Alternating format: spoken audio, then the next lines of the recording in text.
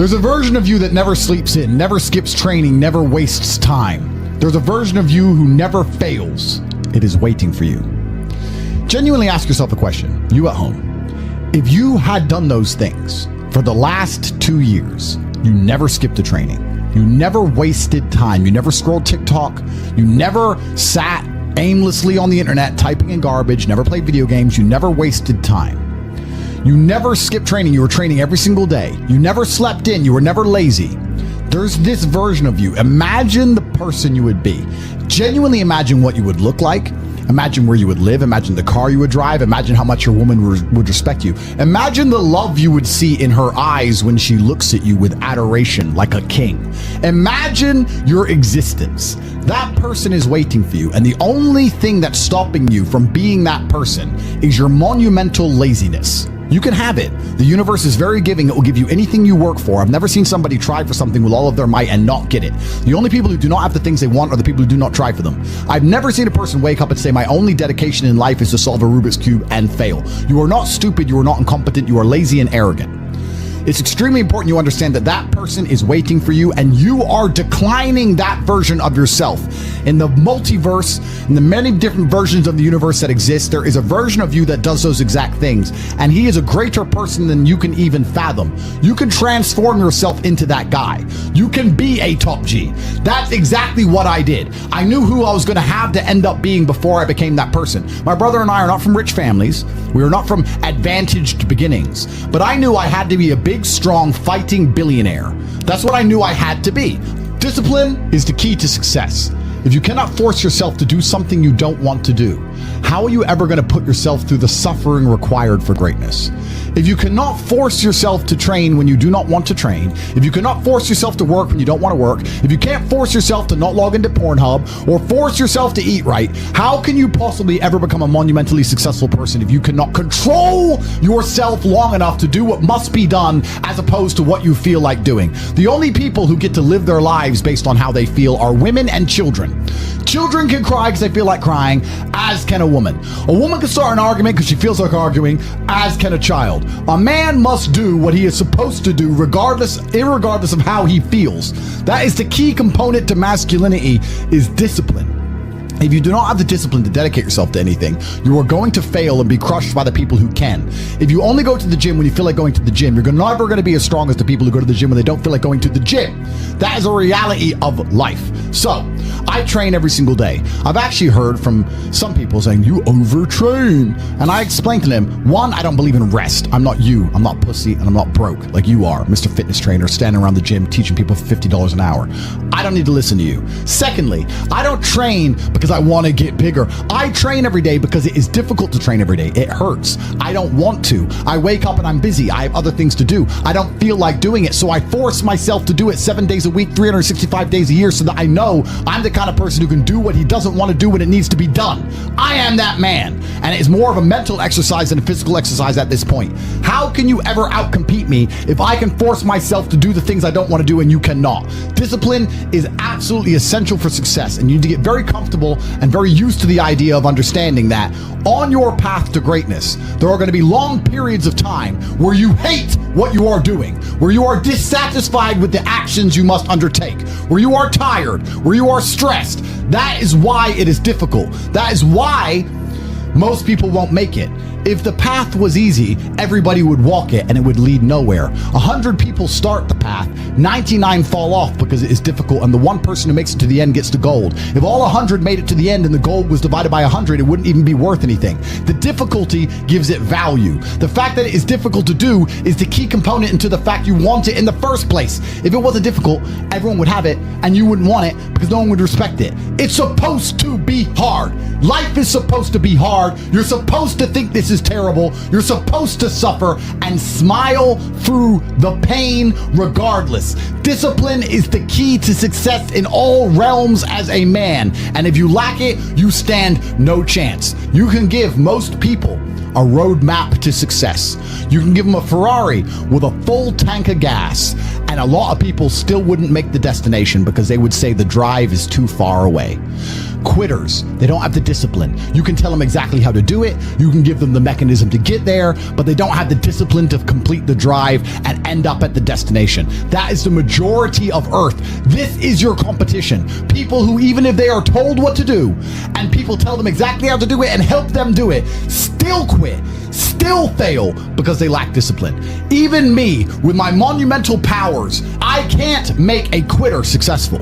It doesn't matter how good I am. It doesn't matter how easily I make it for them to succeed. It doesn't matter how compendious and concise and powerful the real world is. It doesn't matter how much I text them and motivate them, how many emergency meetings I do to try and talk to them and hype them up, how much motivation I give them. It doesn't matter what I do. If they are a quitter, guess what they're going to do? They're going to quit. No matter how simple the map is to read, no matter how fast the Ferrari is, somewhere along the drive, the sun's going to get in their eyes, and they're going to sit there and go, I don't like this, this is hard, and they're going to quit.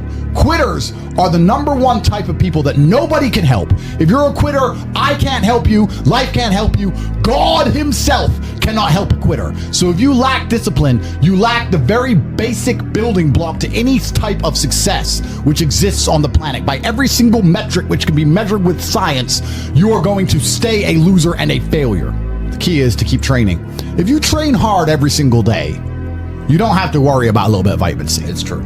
If you don't train and you don't smoke, you're still going to be a pussy. Yes. The answer is always hard work. As soon as you are granted life, you are guaranteed death. What you do in between is up to you. You are all conscious. That could end tomorrow, that could end in 100 years. But the time between the beginning of your consciousness and the end of it is completely up to you. Training is never the wrong decision. If you're in jail, you should train. If you are free, you should train. If you are rich, you should train. If you are poor, you should train. If you smoke, you should train. If you don't smoke, you should train. If you drink, you should train. If you don't drink, you should train. You cannot escape that hard work is always the correct decision. There is no time in any scenario when working hard is going to be the wrong answer. You should always try your very best in all things. I will smoke 10 cigars a day and beat the shit out of you because I train harder than you can possibly fathom. Pain is an extremely important part of the equation. Pain is the elixir of success. When people say this bad thing happened to me and I'm suffering, I say good. It is pain which is required. It's one of the elements in the chemical reaction. If a chemical reaction requires 5 particular distinct compounds and you have 4 and you're missing 1, it simply doesn't work. Pain for a man is one of the most important elements in becoming successful. Batman is Batman because they killed his parents. If they did not kill his parents, he would not be Batman. You're supposed to suffer. You're supposed to take that pain. The worst thing that can happen to you as a man is you live a life with no pain in it. To be born into a rich family and have a nice easy life and be given money and you don't have to go to the gym and not have to train because you have bodyguards and sit around like a fuck up. You're going to be miserable and unhappy and a drug addict buying prostitutes. You're only going to have women who adore you. You're only going to feel confident in yourself and feel happy when you've been through hell and come out the other side. The pain is required, and you'll often notice that people who are better than you are people who have suffered more than you have suffered. So the person who is waiting for you, he requires your motivation. It also requires huge amounts of pain. So when bad things happen to you, do not sit at home and lament. Do not feel sorry for yourself. Instead, look in the mirror and say, thank you, God, for giving me one of the ingredients that is needed for the chemical concoction that is going to turn me into a superhero. Because pain is an extremely important one. In fact, it's one of the most important ones for a man. Everything is war. All of it. Sitting in the commute without losing your patience is war. Trying to find a way to escape your slave job is war. Keeping your wife happy and your children inspired is war. Training to become stronger than before is war. It is all war, and it cannot be avoided. And I'll tell you why it's war. Because war is 2 opposing sides trying to achieve the same goal. 2 opposing sides want the same land or the same influence over X land. And the car you want, the Ferrari, you're not the only person who wants it. The reason it's so expensive is because others people want it. The girl you want, the beautiful woman, Everyone wants her. It is war. It is competition. Everything about life as a man is war. It is conflict because you are competing against the other men who want it the same, which is why discipline is such an important thing, which is why you must take the pain and add it to the concoction to become as formidable as possible. Life is war. This idea that you can go through life as a man and avoid war is probably the biggest mistake that most men make, because it is impossible for you to achieve anything significant without war. Running a business is war. Running a hotel, running a restaurant, running an online company, it's war. Training is war. Life as a man is war. You need to wake up and view it exactly as what it is. Everything I want, other people want. Everything I desire, other men are trying to get. This is a war and I must outcompete them. That is the best possible mental model you can have. Even in jail, it was a war for who could stay most calm, a war who could control their mind the best, a war for who could suffer the least. That is war. I was surrounded by people who lost their minds and I refused. It was a battle and I was successful. Life in and of itself as a man is a never-ending struggle and a never-ending battle. It is the constant of the human condition. Evolution requires pain. While others complain that they do not feel happy enough, I'm happy I'm struggling. I don't want to be happy. I want to be great. This is the beauty of life as a man. Do you understand? I don't care. I'm happy to be struggling. I wanted to fight. You wanted to win. I wanted to fight. That's the difference. You're concerned with winning. I wanted to just fight. And we're fighting.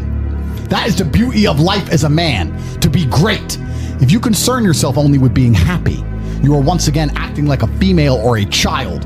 Happiness is fleeting. It doesn't even matter if you're concerned only with the hedonism of happiness. You're going to drink alcohol and go to parties and go to festivals and take drugs. I want to be happy. Who cares? I want to be great. I want to be great all of the time. And let me ask you a question as a man at home, genuinely, truthfully. Would you rather be a loser who's always smiling, a happy loser, or would you rather be a stressed winner? Because I'll tell you something about winners. Most of them are stressed. We are stressed. We're stressed.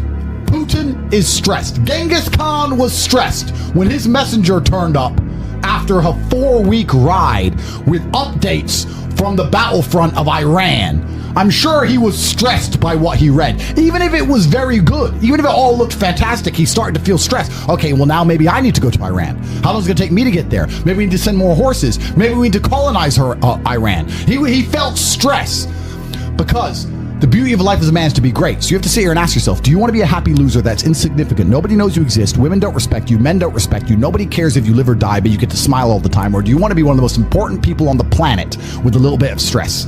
I am brilliant because I've decided to be brilliant. And if I have to sacrifice happiness to be brilliant, then that's fine. You know what the great thing about it is? You know it's amazing what God gives, how the whole world becomes full circle? If you stop caring about being happy and you start caring instead about being great, guess what you end up being? Great.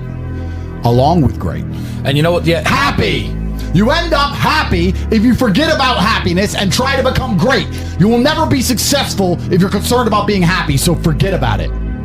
I like to consider myself a wise old man, and I'm trying my best to encourage and instigate a revolution amongst the youth where men take absolute self-accountability and they believe in themselves and they take responsibility for absolutely everything.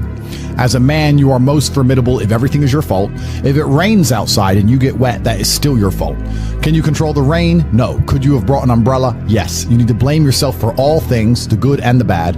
And by doing this, you take absolute self-accountability, which allows you to build a mental model in which you will find solutions, 1. 2, avoid trouble, because you know that anything bad happens to you is your fault. And 3, be the most fearsome competitor possible, because we're living in a very competitive world nowadays amongst the elites. The people who understand that you're living inside of a fish tank are trying very hard to get out.